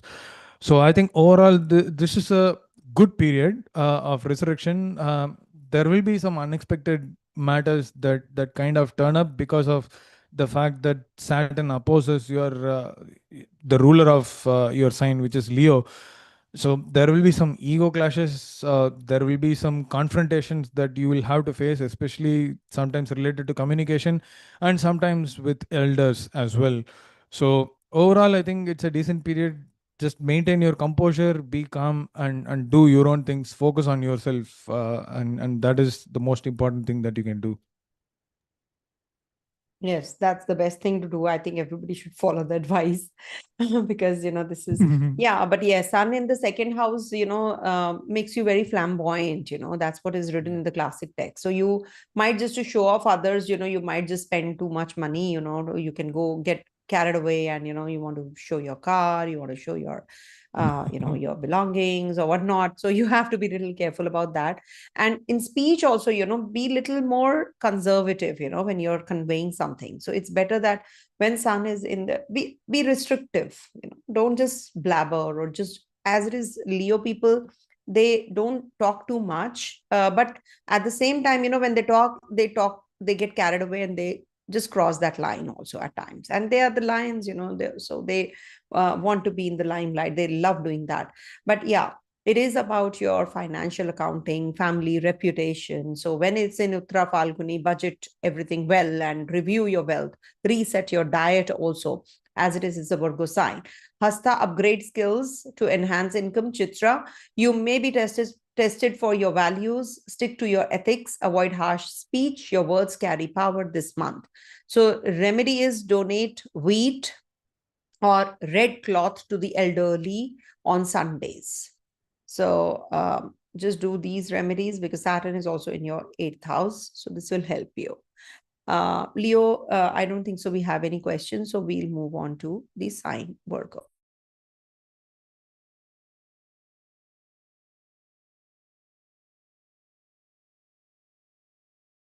Ashwin, unmute, please. Sorry. Yeah. Virgo, first house, sun entering your first house, Mercury, the ruler of your sign, is also in the first house, exalted. So this is a very good period where, you're, it reflects the self, right? First house is the self. So it's going to be your personality and also how others see you. And Mercury in the first house kind of brings this charm that people will kind of think that you're intelligent and you're, funny and you're charming and you're good to be with. But 12th house sun also brings in a little bit of confusions and sometimes little hospitalization as well, but it is not on the large scale, so it's going to be very small, which might be a small interruption. So there is a, but regardless, there is this boost of vitality where the sun is shining on. Yeah. Yes. No, you're fine. I can hear you. So the vitality is too much, especially with Sun in the first house, and Mercury is also kind of placed in the first house in an exalted position. So it it largely indicates how we kind of present ourselves, and also in terms of appearance. So how we carry ourselves and how we kind of present our identity to the external world.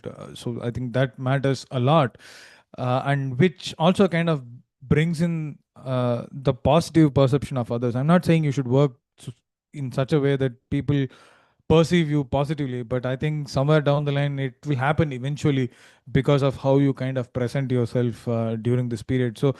Um, so with Mercury in Virgo, there is going to be a lot of sharpness in mind and also clarity of speech. So people are going to notice you, people will listen to you, but Mars in the second house, make sure that your words are not harsh and your words doesn't cut through someone else's feelings. So you can kind of be analytical, you can be rationalistic in your communication, but you also need to be very wary that you cannot hurt others, right? So that is something that you need to be very mindful of during this period. So there is confidence, but 12th house sun can also indicate overconfidence, and it can inflate the ego. So that needs to be kept in check.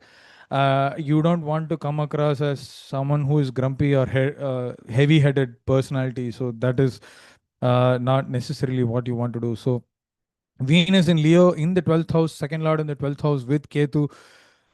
It's a little strange. Things that you cannot talk openly will kind of come in the background. So you may feel a lot of moments where you want to detach yourself from someone. So withdrawals, detached, especially in terms of money and love and all those things. And if someone is asking you money, you really don't want to give money, which is actually a good thing. And this is because Ketu is with Venus. So Venus is placed in the 12th house as the second lord, you will give money. But because Venus is placed with Ketu, you will think and maybe you won't give money to someone who is asking. And it is good not to give money because it is unlikely to come back. So hidden desires or something that's been there in your mind, all those for a very long time, all those things can might kind of come to the forefront. And Mars in the I mean, Mars ruling the third house is placed in the second house, so there is chance that you might kind of have some kind of eye-related problems. So be very careful about all those things, and how you project yourself is very important during this period. As I already mentioned, Jupiter expands your career, but also brings in a lot of ambiguity and issues in public standing, because it is close to leaving the sign, and themes that you experience during the early part of the year will come back in professional environment. And Saturn in the seventh house, relationship challenges will exist, or the refinements that you have to go through in relationships, it will kind of keep going on. And it is not necessarily a bad thing, it is a good thing. And when all this ends, you will be a better person from a relationship perspective.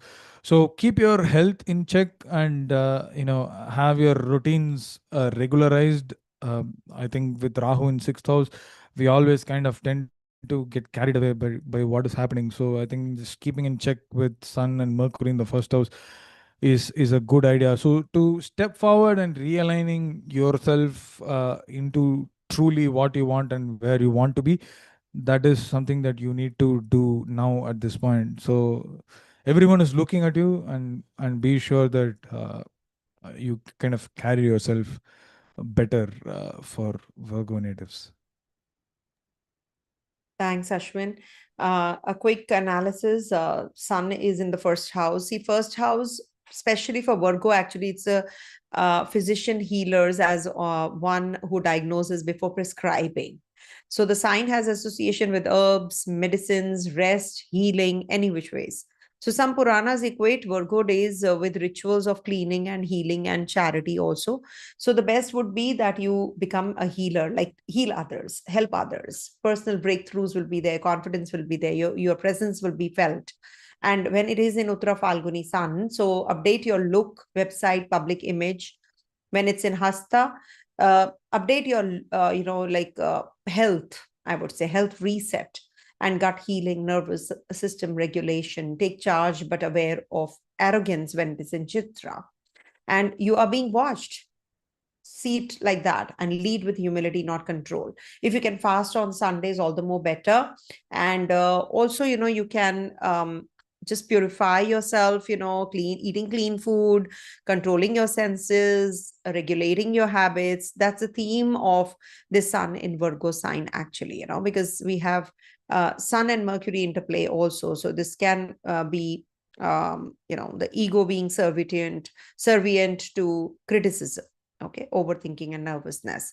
So that's what you can easily do, and fasting is the key. Okay, so coming to the next one, that is Libra. For Libra, the 12th house transit, right? So the most quietest area of your chart, which indicates sleep and isolation. So I think that is what you need to practice with 12th house, Mercury very strong in 12th house, and the Sun. So I think you need to kind of focus on donations, good donations, maybe towards temples, or maybe for people those who need within your own capacity. I think that will be uh, you know very good and very important, not for getting something in return, but for feeling good internally for yourself. I think that is very good. So it's basically a period of looking inward, a time of retreat and also self-reflection rather than anything outward. So just be with yourself. You may feel a little tired, maybe sometimes more than usual, or less interested in whatever is happening on social media or the external environment, and that is not a bad thing. It is actually a good thing, and it is it's basically how sun is reminding you to kind of uh, focus on yourself, something that you have not been doing.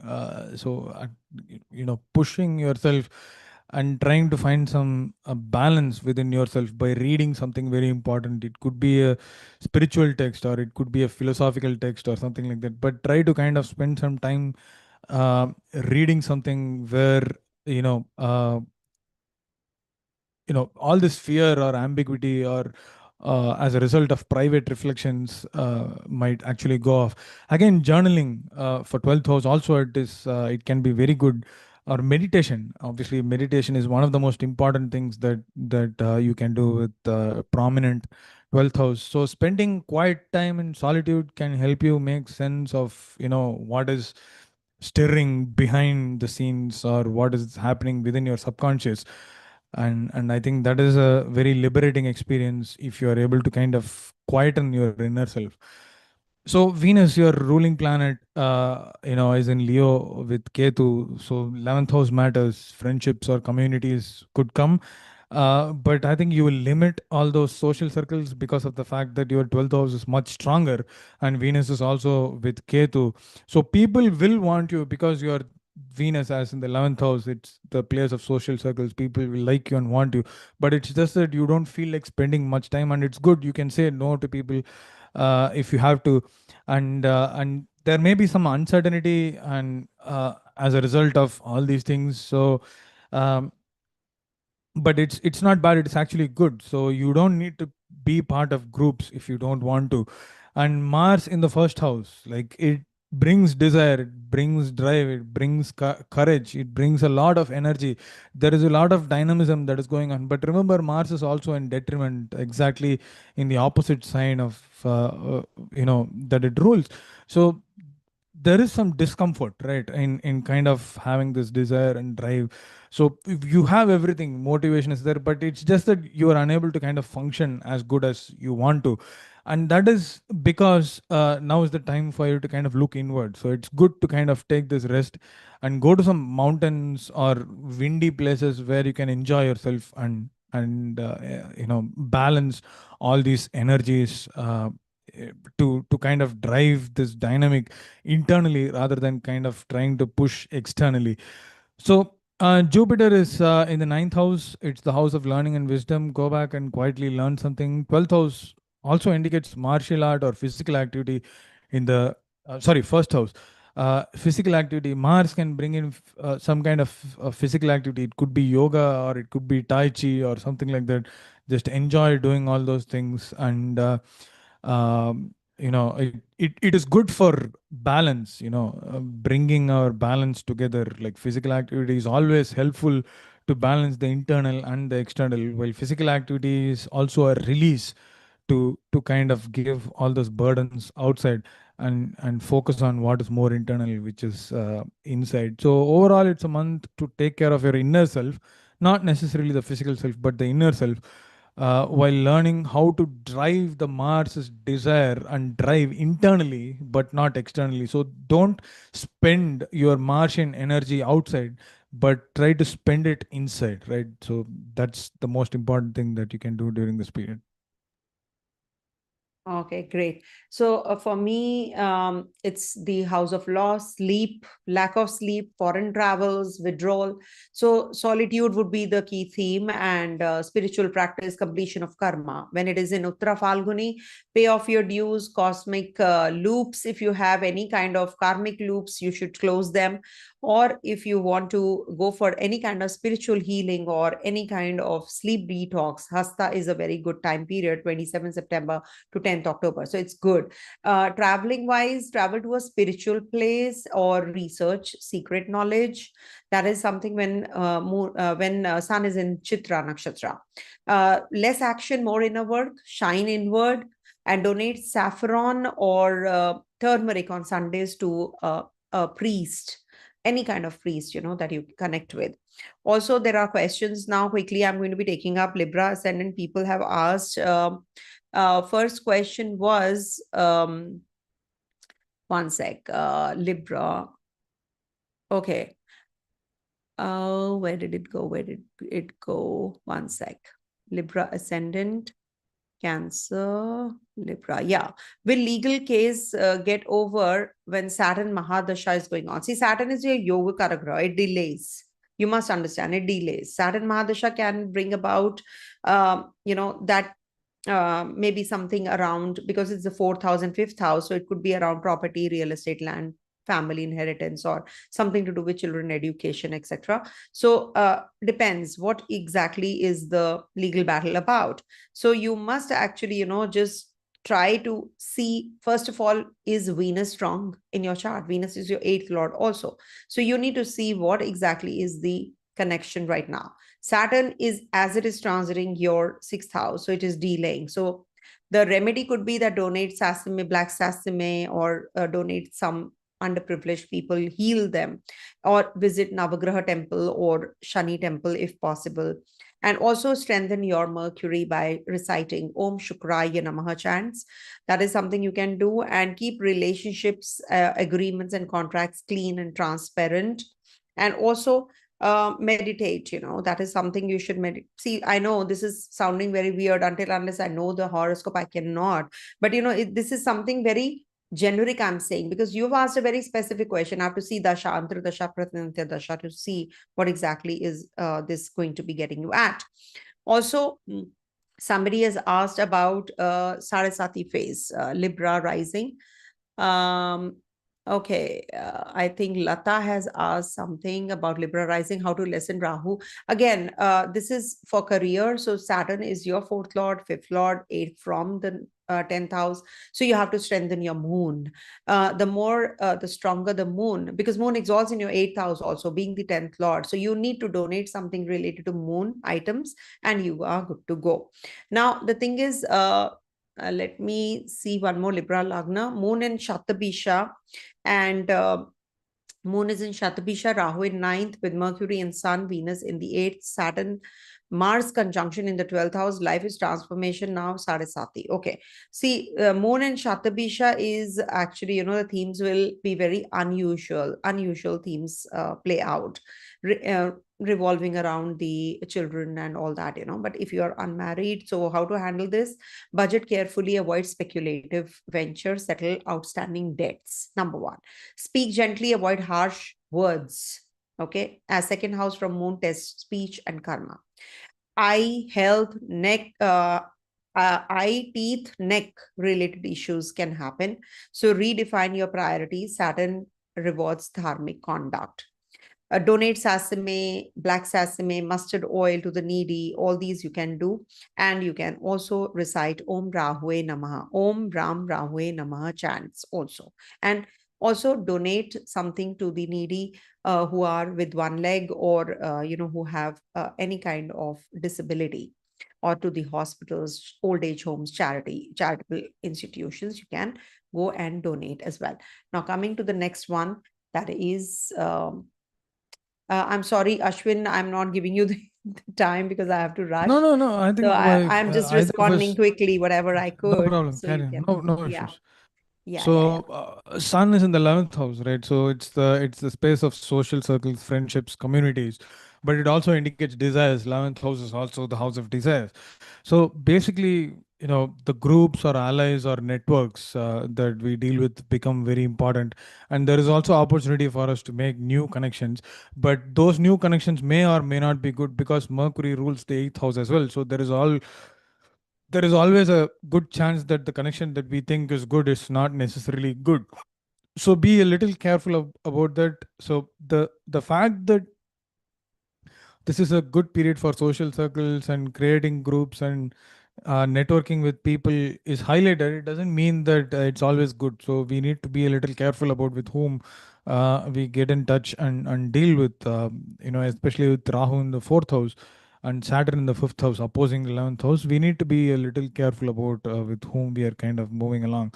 So, Mercury in Virgo, it is going to bring that clarity as well. So, in 11th house matters. So, we will find out if something is not good, but it's just that we need to pay attention. So, and if articulation will be very good, especially with Mercury in the 11th house. If you are kind of put in a situation where you need to kind of discuss about your future or something like that, or structure your future plans and sit and write down about what you want to do in the future, I think now is the good time.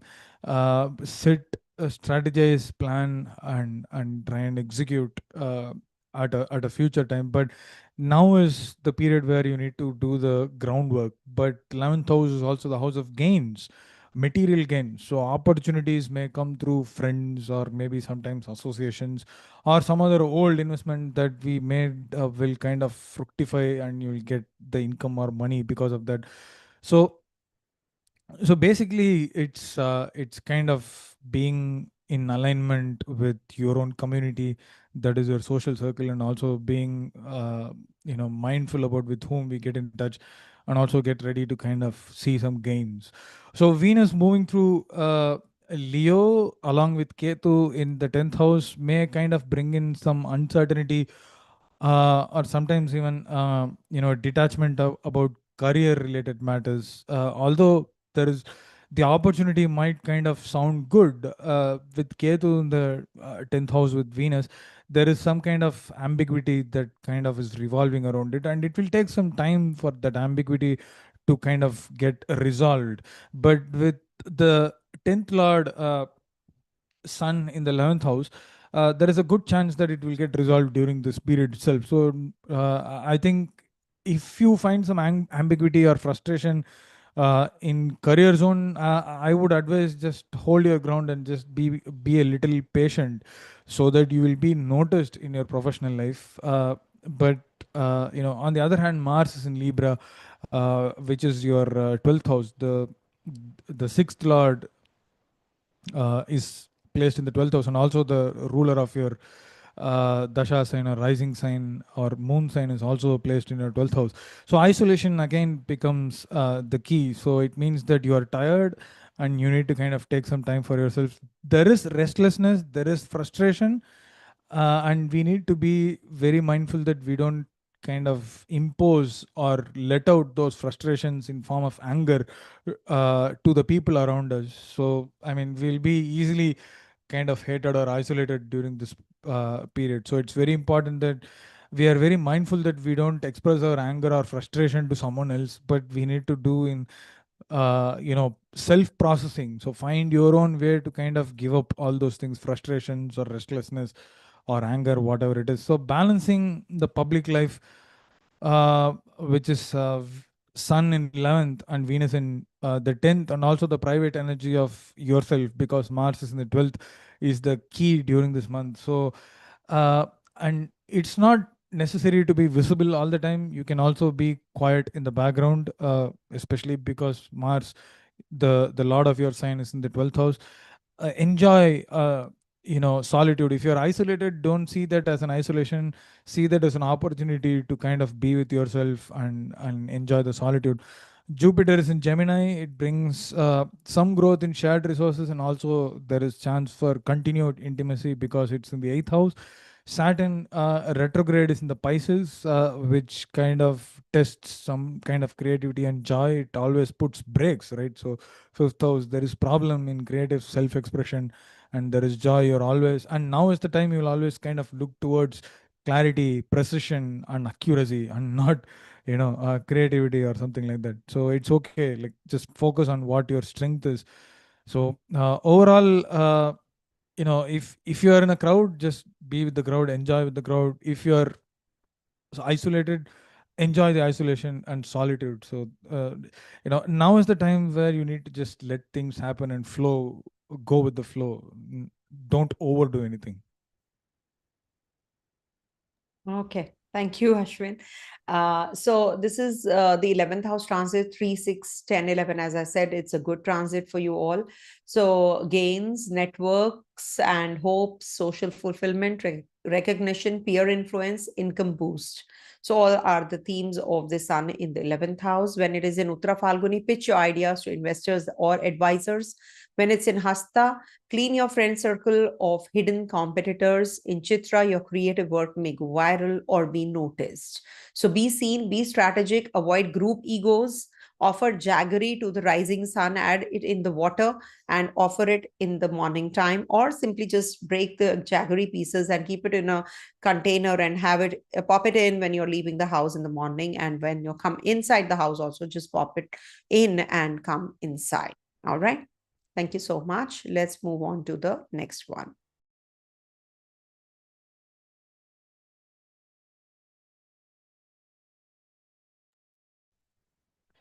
Okay, so it's the 10th house for Sagittarius, right? It's amazing. There is a Dharma Karmadipatya Yoga, the conjunction of the ninth Lord Sun and the 10th house, 10th Lord of Mercury is happening in the 10th house, which means you are going to be in the forefront of your professional environment. So there will be some kind of recognition or possibly rewards during this time. You will make connections that will be very, very fruitful from a career and a reputation or public standing perspective. So this is the period when your work and responsibilities are coming to the limelight. So all your hard work is culminating in the limelight. It doesn't mean it's over, but it's just coming to the limelight, and people will take more notice about your work. So you will be kind of given more responsibility or authority in your work environment. It doesn't have to be an immediate promotion. It may be immediate responsibility or a role that you may have to play without the designation. So that could be a possibility as well.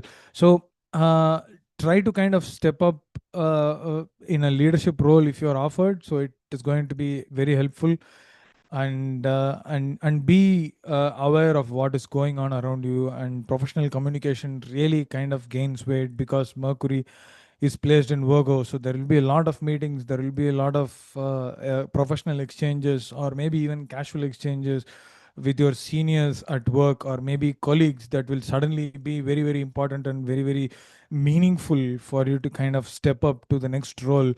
So just identify what you want for yourself over the period of next 2 or 3 years. It will bring a lot of focus in terms of your communication, so that it becomes very clear. So I'm precisely mentioning communication here because with Mercury and Sun in the 10th house, you are in the limelight and you need to be able to communicate very well. And Saturn in the 4th house of retrograde, 4,000 retrograde motion in Pisces is not going to help that. So being intentional and preparing your communication is very good. So try to kind of have some generic ideas of what you want to do over the next 2 or 3 years, and be very know what you're speaking. That's very important. That's all I'm saying. And Mercury is going to help you kind of do all those things. With Venus in Leo, with Ketu, it kind of indicates that the ninth house of philosophy, beliefs, and higher learnings are kind of put into question, basically, right? So you are questioning your own faith and detaching from certain beliefs or rituals or routines that felt ideal. It suddenly kind of doesn't feel ideal anymore because Venus rules the sixth house, and it is kind of questioning or coming into conflicts with your own routines and processes. And given that Ketu is conjunct Mercury, this is going to be a little more. So try to incorporate a new thing. What you're losing is not a loss. It is basically cleansing process, a chance to realign with what truly inspires you, right? So there will be if you have been kind of doing a specific ritual, and if it is suddenly becoming monotonous for you, try and bring a new ritual. So if you have been offering uh, water, so now you can offer flowers to some deity. So every offering is good. So it is just that you need to kind of slightly realign what you're doing, and see what you like, and that might also change at a future point of time when transits align. So nothing is permanent. So So don't feel you're losing something or changing something. It is part of evolutionary process, right? So Mars and Libra kind of activates your 11th house. It brings a lot of energy in friendships and sometimes arguments and disagreements with friends. So disagreements in group activities, but strategizing your communication and making sure that you are kind of respecting everyone's thoughts and ideas is going to help you. I mean, you can be assertive, but you can also be kind of receptive of other people. And Mars in Libra is necessarily going to help you with that. But it's just that you need to kind of be non-emotional about all these circumstances if something kind of stirs you or pokes you. So overall, I think it's what you believe, the ninth house, and how you act within the groups. It's the 11th house, and how you show up in your career. The ultimate truth of the 10th house at this point with Mercury and the Sun. So Jupiter in Gemini is expanding the partnerships, or kind of bringing in a lot of ideas as far as partnership is concerned. And I can give you my own example. My son is in Sagittarius, and I just sent 5 or 6 emails with a view to collaborate yesterday. So it's very literal, right? So you can also kind of do something, try and connect with people if Sagittarius is very prominent in your chart. So being visible now, and also being in a position to handle this visibility is going to take shape, and your life is moving forward in directions that you never imagined. I agree. Thanks, Ashwin. So simply put, career, responsibility, visibility, fame. This is the key theme, and ambition, boss energy, management. Of course, you want that visibility. And as you rightly said, this is the time to gain that. And Uttara Falguni transit will ask for your dues, promotion, praise if you're waiting for. Hasta will reorganize your team or role. And Chitra, fame or criticism, both are possible. Stay grounded, take bold leadership steps, but with grace. Recite Surya Ashtakam, because it is your ninth lord. So if you can do that, all the more better for you. Before sunrise, all the more better. And let's move on to the next one, Ashwin. Yeah, sure. Capricorn, Sun moves into Virgo, and it is in the ninth house, which means again higher learning, travel, philosophy, travel, long distance travel, philosophy, beliefs, etc. And this is an important period where you kind of broaden your horizons as far as the ninth house matters are concerned. So it is also an important period where you kind of deal with your father or paternal relations or other elders in your family. And it it is with knowledge and wisdom and higher learning that you will navigate through this period. And sometimes this higher learning can be a very important uh, stepping stone for you in future, and it might stick with you for a very longer period of time. So Mercury is in Virgo, and your thinking is very sharp. It's more detail oriented in the ninth house, so making this great time for higher studies or research, or for maybe even teaching. Like sharing your knowledge is also a very important thing. So you may feel drawn to kind of sharpen or refine your spiritual practices, or to kind of seek more truth, practical truth or philosophical truth or other higher wisdom related matters during this period. And I think you should intentionally kind of progress towards those areas. So Sun here also kind of asks you to connect with the bigger picture. Like you don't always see what is immediate or what is very personal to you. You always make an effort to kind of see what is the bigger picture. Like you don't think from house perspective, you think from national perspective. This is just an analogy, so it doesn't mean you're extremely patriotic or you're not patriotic. I'm not coming to that area as well. So Venus in Leo kind of sits in the eighth house, bringing themes around shared resources, intimacies, or hidden fears. So if you have some kind of difficult or an illegitimate relationship, it might kind of be a burden to you, and you will feel guilty for what you're doing. And with the 11th lord Mars in the 10th house, there is also a possibility that it might come, uh, you know it might be a little difficult for you to handle if it comes out. So just be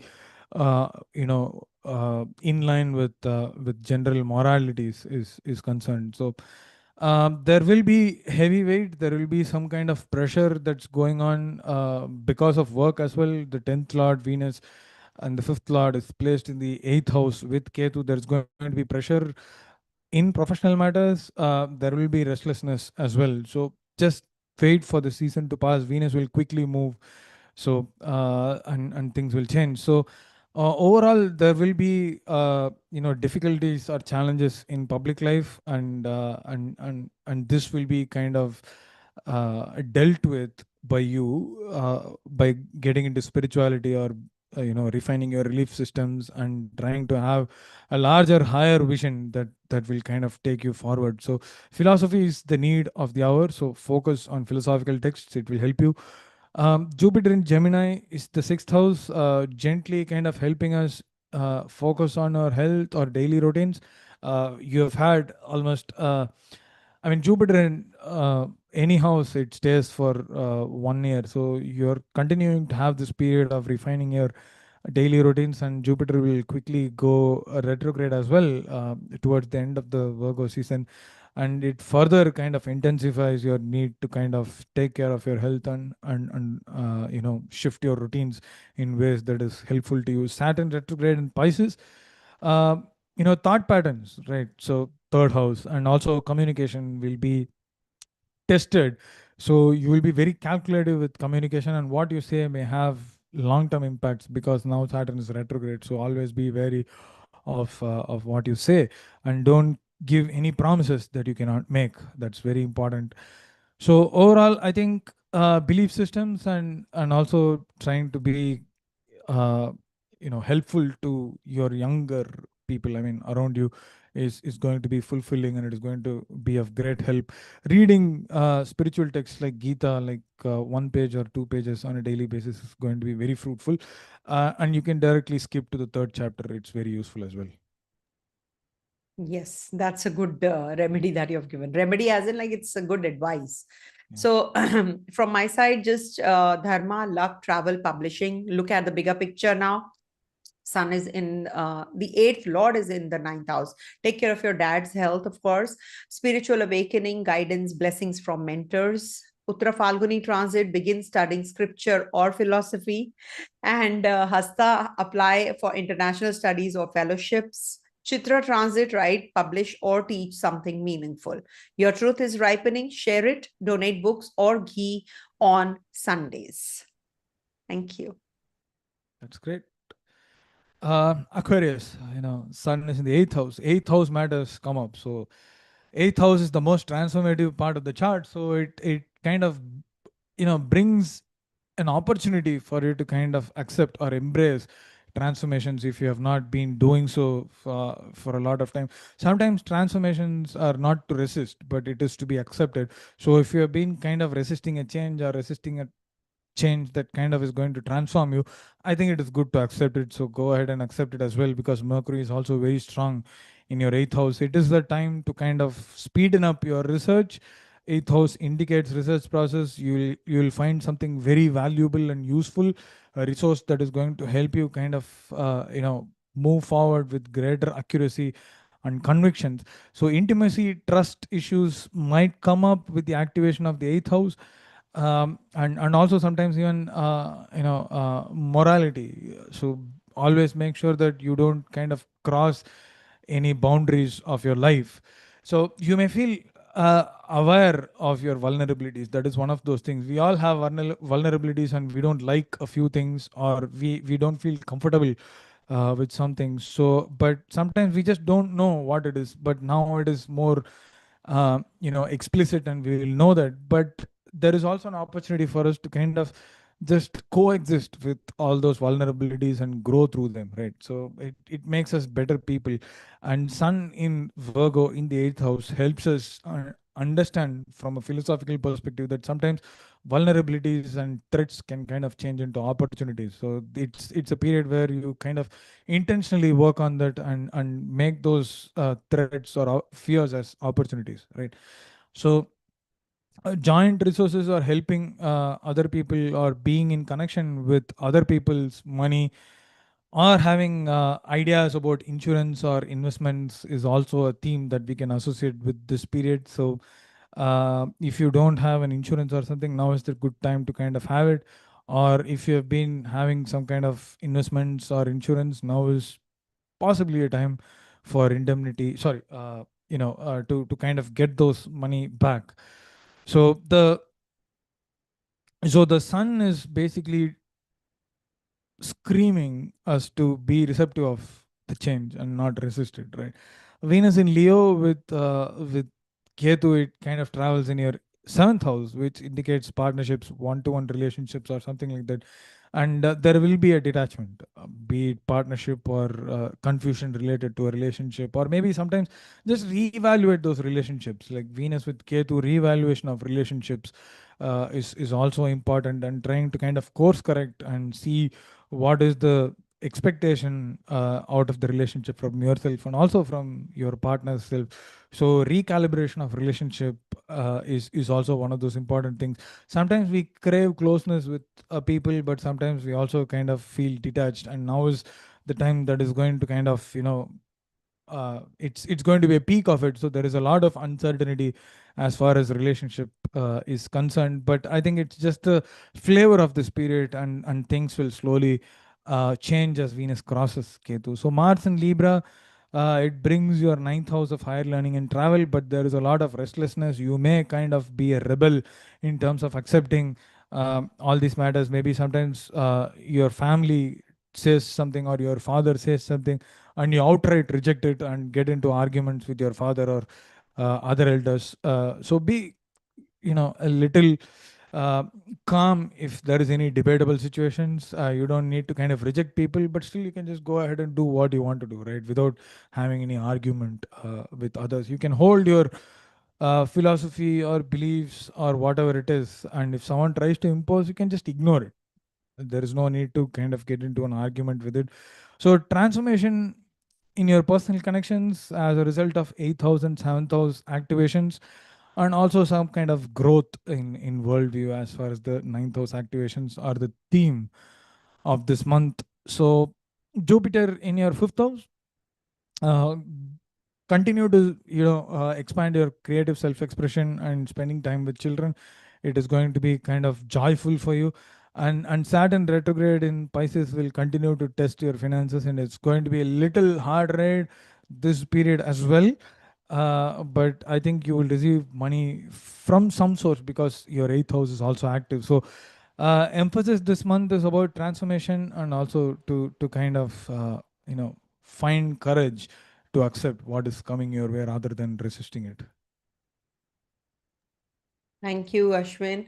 So, yes, as rightly said, it's the eighth house theme which is going to play out: secrets, research, transformation, joint assets, sudden changes, inheritance, inner death, rebirth. As we know, this is the house of death. So, it's death is something will end, something else will start, something fresh. Start therapy or journal past pains in Uttara Falguni transit of Surya. Hasta, investigate finances, wills, or occult themes. Chitra, physical relationship, power, transformation, be cautious of manipulation. You grow through what you deeply confront. Offer sesame seed and water to Surya near a peepal tree or to any tree, or you can just worship Lord. You can just see the rising sun in the morning because it is in the eighth house. So it will definitely help you guys. Okay. Somebody has asked a question. I would request if you can just post your questions now after this session gets over. This video will get uploaded in the comment section. We will try and respond to those questions. But right now, I don't think so we'll be able to take up any more questions. Thank you so much. So let's move on to Pisces, the last sign. Pisces. Okay. So Sun in Virgo is the seventh house, and Mercury is also there in Virgo. So it means the area of partnerships or relationships or spouse kind of comes into forefront. So it's both personal and professional, right? So professional in the sense, not professional but public life. So your seventh house is the first gateway into public life. So if you have been kind of having issues with relationships or something like that, now is the time to kind of feel good, and things will start changing in your relationship areas. So helping the close one-to-one connections and feeling good with someone is the theme of this period.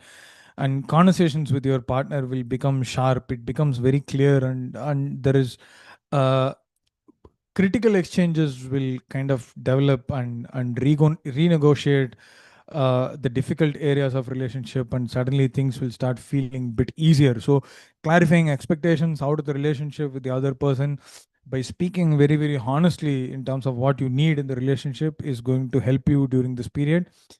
And collaborations or contracts may demand extra attention for sure, because seventh house also indicates partnerships and collaborations. So you need to kind of spend some time for those matters as well, so and pay attention to details more than usual. And Mercury in the seventh house is going to help you do all those things. No need to worry about that. But still it is important to kind of pay attention, because Rahu is in your 12th house, so you don't want to kind of miss something and end up being in the position of loss. So clear all your blind spots, and reflect on your strengths, right? With this major seventh house transit. So Venus in Leo, it's in the sixth house with Ketu. It may complicate themes of health, right? And sometimes challenges in your daily routines as well, or in service. So the better thing is to continue to serve, right? You learn or create, solve problems by doing it. So you cannot just kind of sit and watch and solve anything. So there is a, you know there is nothing uncertain about relationships. Just because Venus is with Ketu, it doesn't indicate uncertainty in relationship, because Mercury, the lord of your seventh house, is very strong at this point. So Mars in Libra, it energizes the eighth house, right? The house of intimacy, or transformation. So if there is a transformation, it is going to be a forceful transformation. I think I would suggest you drive very carefully during this period. Maybe if you have short distance travels or something, be very careful in your transits. So I think that is an important advice that I want to give. There will be some emotional vulnerability, but make sure that your emotional vulnerability doesn't turn into burden. If you have to talk something, just talk with people and express your feelings and process those emotions, and don't carry it so that it might turn into a burden in the future and it is very difficult for you. So companionship is there now with seventh house. Talk through matters and resolve those, and try to make things in a balanced manner. So Jupiter in Gemini is your fourth house. There is support from home and family. Whatever problem you have, just talk to your family or your loved ones. Things will change for sure. I mean, things at a mundane level in terms of situations will not change, but at least you will feel better and you will feel more confident to face all these challenges. So so resilience with Saturn in the first house becomes an important theme, and self-discipline is one of those things which you are continuing to reshape with Saturn retrograde in your first house, and you are reconstructing your realities as it is crumbling around you. So you are kind of trying to construct yourself with very conscious in a very conscious manner. So there is a lot of inner change that you are not even aware of, but I think this is a season where all this will come to forefront. You'll realize that you need to change, and you are changing, and you will feel more confident towards the period when Saturn turns direct. So now is a little subdued period where you'll still have a little bit of ambiguity, but be sure things are changing. So honesty is the call for the period, and focus on some of those matters and being thoughtful about your relationships and responsibilities towards relationships. Thank you, Ashwin. So for Pisces, it's the seventh house, sixth house lord in the seventh house. So you need to take care of your legal battles or break-in agreements, or we can say partnership, marriage, business, etc. It can bring about break as well, because this is a descendant for Sun. It's like Sun is in a debilitation mode, actually. So Uttara Falguni, when it is entering into, so clarify relationship, public contracts, client relationship, negotiations, all that you can do. Launch business collaborations when it is in the Hasta transit. And be cautious in marriage if ego gets inflamed when Sun is in Chitra Nakshatra.